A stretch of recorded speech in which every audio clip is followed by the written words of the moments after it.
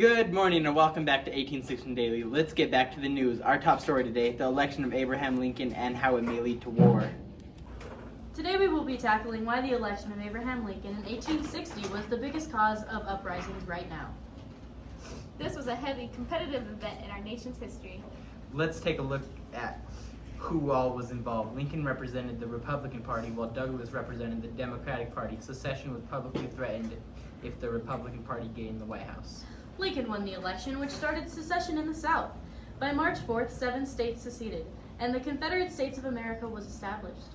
Northern Democrats believe in so-called popular sovereignty, or in simpler terms, the right of new states and territories to decide if they wanted to include or exclude slavery from their borders.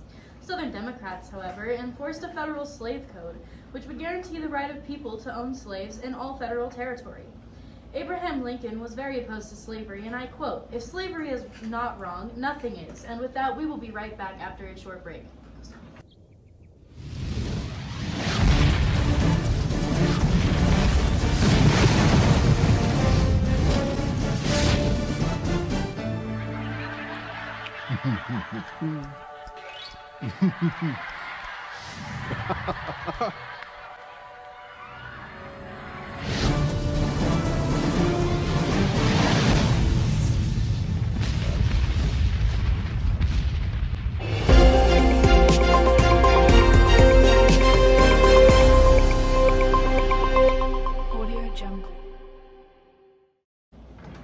Welcome back to 1860 Daily. Now back to our top story.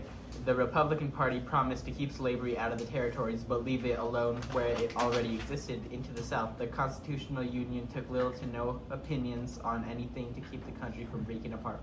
The divide in the Democratic Party did not guarantee Lincoln's victory in November. Southerners refused to put his name on a ballot, and in the election, no candidate won the majority of a vote. But, however, Lincoln won the solid majority of the Electoral College, which led Southern states to secede from the Union. Not only did Lincoln's election as president divide the Union, it also divided the people. The South was afraid that Abraham Lincoln would take their right to slavery away, but in the North, the Republican Party was completely against slavery. So what do you do with divided opinions? 7 states that seceded created the Confederate States of America under the leadership of Jefferson Davis. The Northerners viewed secession as an illegal act. The Confederate States of America was not a new country, but the Northerners felt that it was a group of treasonous rebels.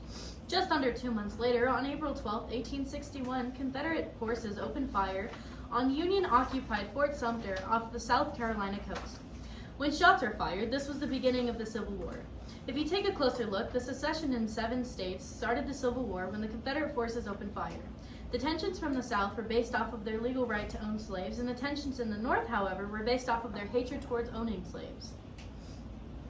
At the same time that the Kansas-Nebraska Act was being put into play, Abraham Lincoln, as stated before, was purely against slavery, and that's what the act was trying to make right.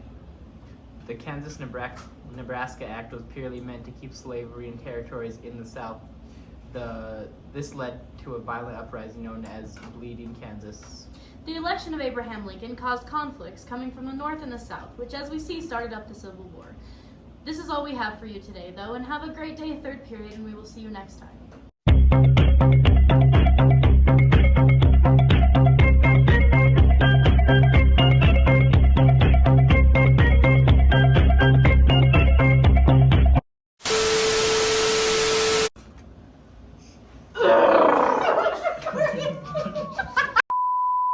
Daily. Now back to our tarps.